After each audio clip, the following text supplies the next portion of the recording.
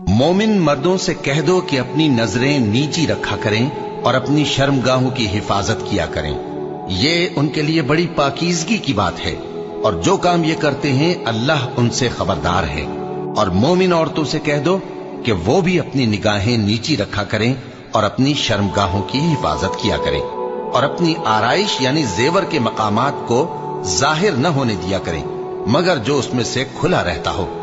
اور اپنے سینوں پر اوڑھنیاں اوڑھے رہا کریں، اور اپنے خاوند اور باپ اور خسر اور بیٹوں اور خاوند کے بیٹوں اور بھائیوں اور بھتیجوں اور بھانجوں اور اپنی جیسی مومن عورتوں اور لونڈی غلاموں کے سوا نیز ان خدام کے جو عورتوں کی خواہش نہ رکھیں، یا ایسے لڑکوں کے جو عورتوں کے پردے کی چیزوں سے واقف نہ ہوں۔ غرض ان لوگوں کے سوا کسی پر اپنی زینت اور سنگھار کے مقامات کو ظاہر نہ ہونے دے، اور اپنے پاؤں ایسے طور سے زمین پر نہ مارے کہ جھنکار کانوں میں پہنچے اور ان کا پوشیدہ زیور معلوم ہو جائے۔